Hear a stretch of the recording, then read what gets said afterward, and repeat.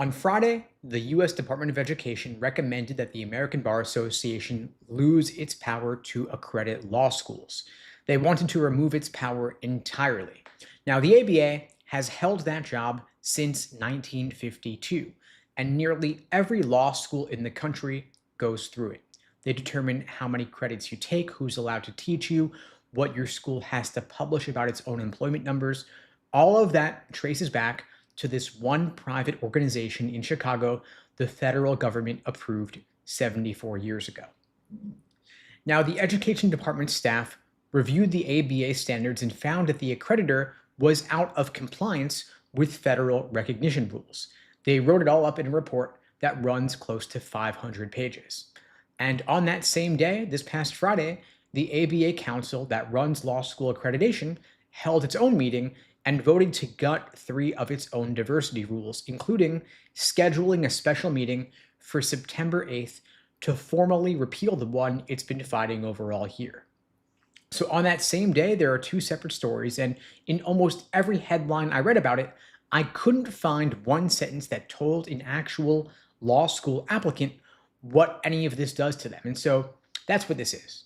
I want you to keep in mind 2 things as we go forward here. There is a specific list of law schools where this is going to hit differently than everywhere else, and I'll name them before we're through. And the last thing you actually care about, whether your degree lets you become a lawyer, isn't being decided in Washington at all. It's being decided somewhere most applicants have never thought to look. But let's back up what actually happened. The Department of Education recognizes outside organizations to accredit schools. And that recognition is not permanent. It periodically comes up for review, and the ABA's came up now. The department last approved it 5 years ago in 2021. And this time, the staff report said no longer approved. The core complaint is independence. An accreditor is supposed to be a neutral judge of whether a school is any good. And the ABA is also a trade association for lawyers and judges. So the department's position is that you can't be both. The referee can't also be the players' union at the same time. And David Barker, an assistant secretary of education, said it straight up to the Wall Street Journal. He said, accreditation, quote, operates like a cartel. And that when there's no competition, accreditors, quote, feel free to inject their own political preferences, their own ideologies into the work that they do. Now, the ABA is not gone. This is just a staff recommendation, and it's one step in a process that has many more steps after it. Melissa Hart, a former Colorado Supreme Court justice, chairs the ABA's Accreditation Council. Her response was that the council is, quote, confident it complies with the Higher Education Act and with the department's requirements for accreditors, and that a hearing before a federal advisory committee is the next step. That committee meets in September. The department described it as being both independent and bipartisan. So this is definitely real, it's serious, and it's nowhere near over. Don't believe anyone telling you that law school accreditation ended on Friday. We should also keep in mind that this is politically driven. I'm not going to pretend otherwise. In April of 2025, President Trump signed an executive order directing the department to hold accreditors accountable, specifically naming accreditors that push schools toward what the order called unlawful discrimination under the guise of diversity, equity, and inclusion. So everything that's happened since is running downstream of that order. Which brings us to the other thing that happened on Friday. The ABA's Accreditation Council spent this year trying to kill its own diversity standard. In May, the council voted to repeal it. In early August, the ABA's House of Delegates, a separate body, refused to sign off and sent it back. And so on Friday, August 21st, the council voted to hold a special meeting on September 8th where it can repeal the standard on its own. It also killed a rule it adopted in 2022 that required law schools to teach students about bias, racism, and cross-cultural competency once when they start and once before they graduate. That is now gone. It also approved a stripped-down non-discrimination rule. The old one listed protected groups. The new one just says a school needs a policy prohibiting discrimination, quote, in violation of applicable federal, state, and local law. No race, no ethnicity, no list of protected groups at all. Both of those do still have to go back to the House of Delegates, before they're official. So look at the timing here. The accreditor spent Friday rolling back the exact rules the administration has been attacking, and the administration recommended firing it anyway on the same day. And federal officials cited both things. Reuters reported that they faulted the ABA's accreditation arm for not being independent enough from the larger ABA, and separately, for being too slow to pull the diversity rule. So the ABA is being told its rules were wrong, and that it took too long to admit it in the same breath. Which tells you what compliance is worth here. The ABA gave ground all year, and the recommendation landed anyway. And notice who isn't in any of these rooms. The council is negotiating for its own survival. The department's running a recognition process, and the House of Delegates is guarding its authority over its own council. Every one of these bodies has a legitimate interest to defend, and none of those interests belong to the person writing the tuition check. Now, ABA accreditation does two completely separate jobs, and people talk about them like they're one thing. The first job is federal money. Your ability to take out federal student loans depends on your school being accredited by somebody the Department of Education recognizes. Job two is your license, whether your degree qualifies you to sit for a bar exam and to become a lawyer. Those are different jobs decided by different people, and they can move independently of one another, which means the hyped up, panicked version of this story, that your loans and your license both evaporate if the ABA loses recognition, is wrong for almost everybody.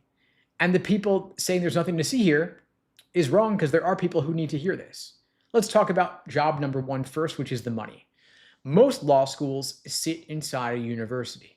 Harvard Law is under the umbrella of Harvard University. Michigan Law is inside University of Michigan.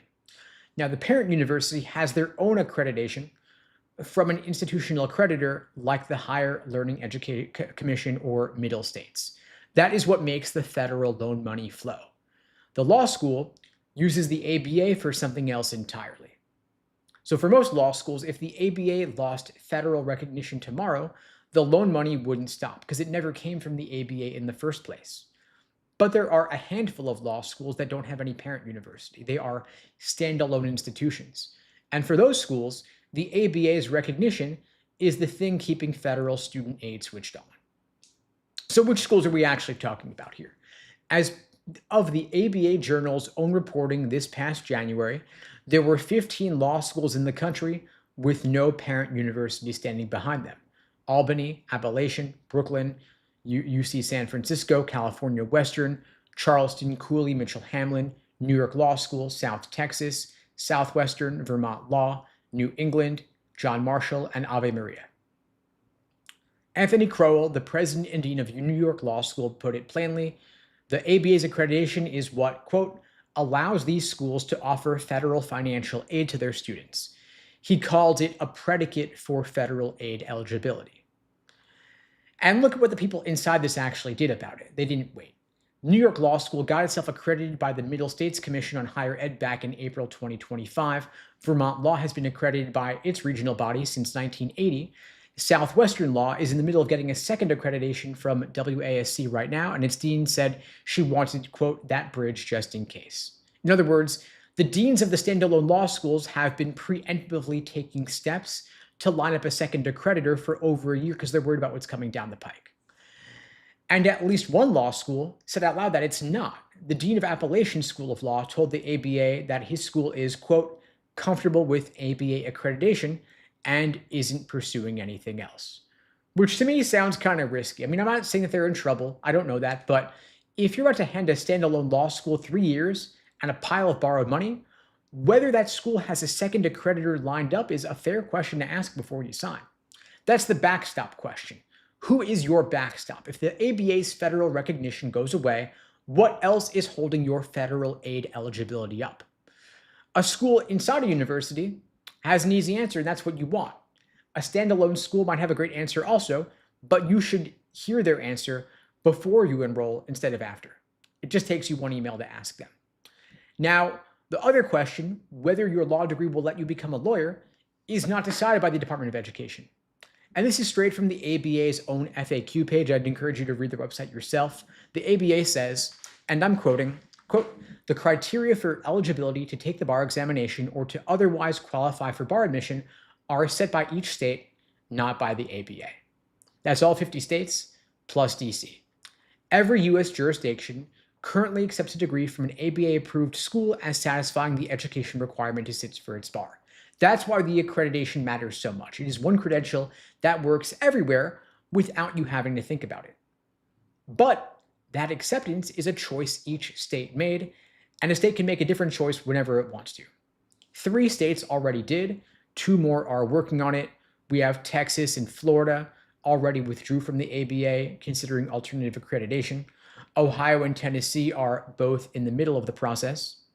And all of that is going on for several months back to the beginning of this year. None of that has anything to do with the Department of Education. So these are some of the biggest legal markets in the country. They decided they would rather make that call themselves. And so the federal government is reviewing whether it still recognizes the ABA. Individual state Supreme Courts are separately deciding whether they still defer to it. These are 2 different fights going on at the same time, and neither one is waiting for the other.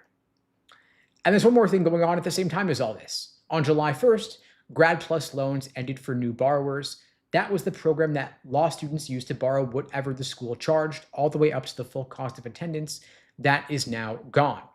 What replaced it for law students is a cap of $50,000 a year, $200,000 total across your whole professional education.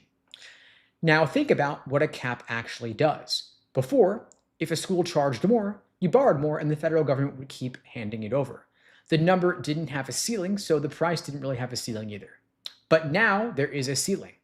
If a school's sticker price plus 3 years of living expenses runs past $200,000, that money still has to come from somewhere. It could be private loans at worse terms, or family money, or you get a scholarship, or you don't go. And so here is the situation that you as an applicant are standing in front of right now in August of 2026. The organization that decides what your degree means is fighting for its own recognition, and individual states are rewriting whether that accreditation is required at all. And the federal money that used to cover any tuition bill, whatever the number was, now has a hard limit. So this is the worst environment to make an uninformed decision in. But the good news is you can get informed. I don't think law school is a scam. I never have. A good school at the right price is still one of the better bets you can make with 3 years of your life. But the way you get to the right price has changed.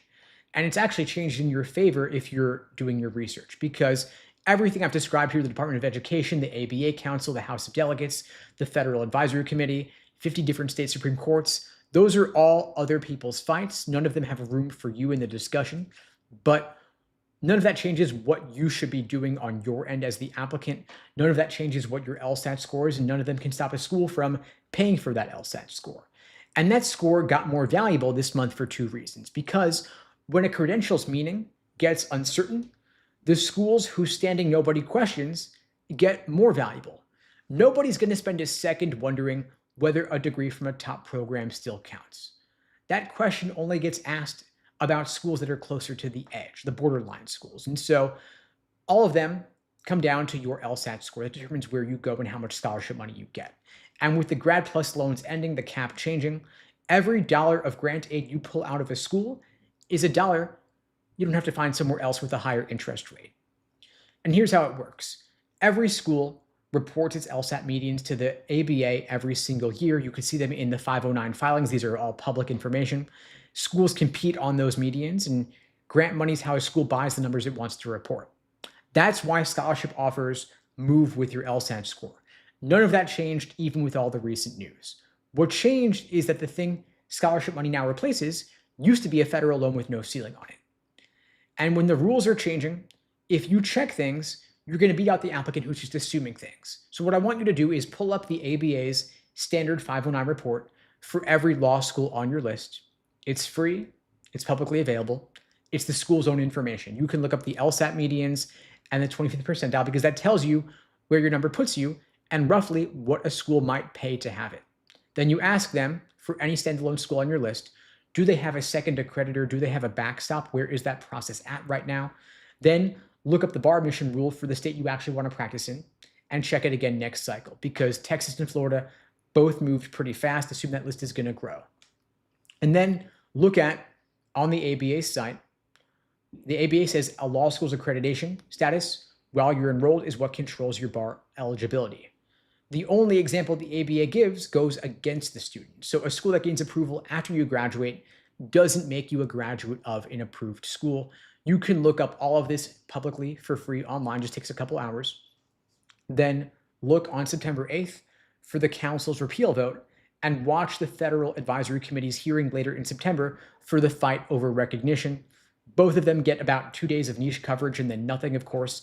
I'll be keeping close eye on this, publishing on the YouTube channel, the podcast and such, and it's going to determine what accreditation means for the next several years. And if you want my help getting a higher LSAT score, getting into better law schools, getting more scholarship money, I'm happy to help you out. I'm offering free LSAT tutoring for everybody watching this now or later. You can book that free tutoring lesson with me at unpluggedprep.com/start. The link is below the video on YouTube, pinned in the chat on YouTube, in my bio on TikTok and IG. I've also decided to give away my books on LSAT and law school admissions for free, along with explanations for every released LSAT question in existence, over 7,000 question explanations for free. You can get the books and the explanations at unpluggedprep.com/books. In the meantime, all the best. Take care. Thanks for joining.